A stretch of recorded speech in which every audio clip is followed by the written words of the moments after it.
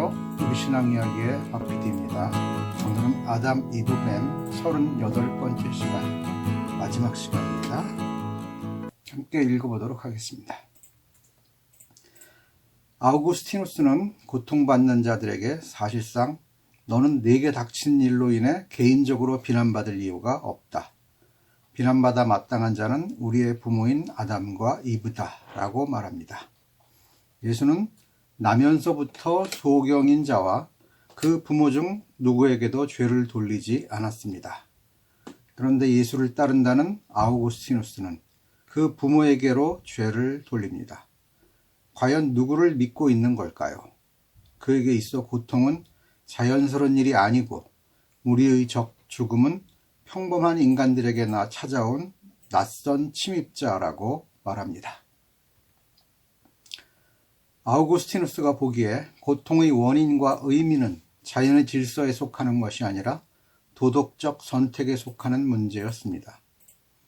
인간의 도덕이 자연을 지배한다는 생각을 어떻게 할 수 있는지 이 시대의 지성 수준이 의심스러울 뿐입니다. 자연을 지배하려는 환상 때문에 치른 비용이 죄의식이라면 그러한 지배가 하나의 환상에 불과할지라도 많은 사람들은 그러한 비용을 기꺼이 치르려고 했던 것 같습니다. 그러나 오늘날 우리는 자연을 지배하려는 생각조차 없으며 그런 죄의식에 시달리고 싶어 하지도 않습니다. 그와 대조적으로 율리아누스는 자연에 대한 인간의 지배력을 훨씬 축소해 인식했습니다. 우리의 인간 선조들은 유대 전설에서 찬양하는 신화적 마술적 존재가 더 이상 아니라는 것이었습니다. 고통이 필연적이고 일상적인 삶의 조건이라면 불행은 선택적이라고 생각했습니다. 아우구스티누스는 불행을 고통과 동일시하지만 율리아누스의 관점에서 불행은 인간의 선택과 관련됩니다. 이 둘의 차이는 당시의 시각으로는 극명했겠지만 율리아누스 역시 신과 인간과 자연에 대한 시각이 오늘날 우리의 시각으로는 여전히 일천하기 짝이 없습니다. 더군다나 서양 사상의 한계에서 한 발자국도 떠나지 못하고 여전히 죄타령만 하고 있기 때문입니다. 물론 율리아누스의 후예들이 득세를 했다면 지금보다는 조금은 나은 상황이었을지도 모르겠지만 말입니다. 원죄 사상과 대조되는 다른 입장은 유토피아적이고 낭만적인 견해나 토마스 제퍼슨의 균형 잡힌 산문에서 뚜렷이 드러나 있듯이 인간의 힘으로 도덕적 개혁을 이룩할 수 있기를 염원하는 것인데 이런 내용은 낙천적인 기질의 소유자들에게 호소력을 발휘해 왔습니다. 그러나 이들 또한 극단적으로 흐르면 몽상가가 되고 맙니다. 기독교의 두 가지 극단적인 부류는 쓰레기 죄인이 되느냐, 몽상가가 되느냐, 이 둘 중의 하나입니다.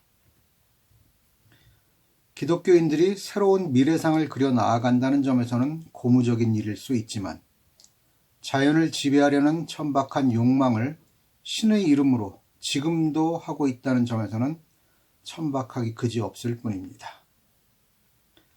일부 급진적인 기독교인들은 하느님의 형상대로 창조된 인간 본래의 영광을 회복하기 위해 가족 구성원으로서의 의무와 사회적, 정치적 의무를 저버리고 금욕 생활을 통해 자유를 실현하고자 했습니다.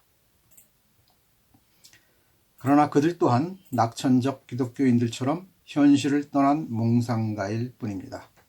종교란 삶을 한치도 떠날 수 없기 때문입니다.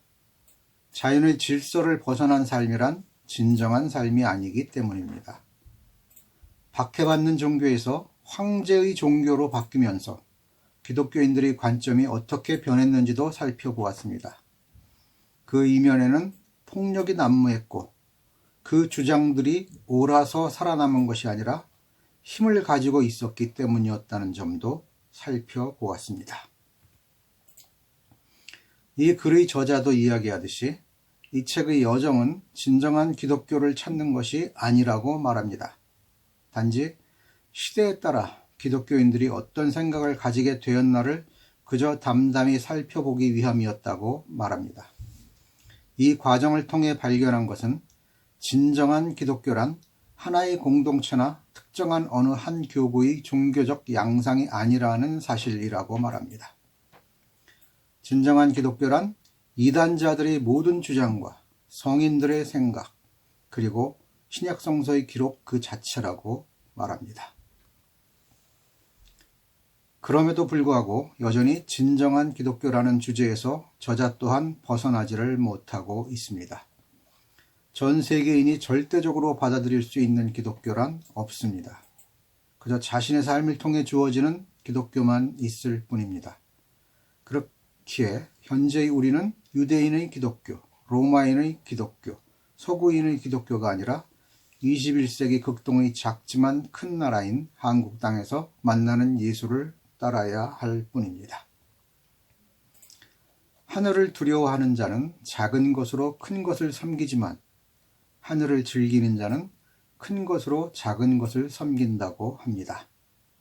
작은 나라라고 해서 큰 나라의 시각을 무조건 받아들일 필요는 없습니다. 아니, 전 세계인이 아무리 옳다고 해도 내게 있어 아닌 것은 아닌 것입니다. 종교에서마저도 사대주의에 빠지는 우를 범하지 않기를 바랄 뿐입니다. 삶에는 사대주의가 없습니다. 오직 진실만이 있을 뿐입니다. 네, 여기까지 아담, 이브, 뱀 마지막 시간이었습니다. 다음 시간에 뵙겠습니다.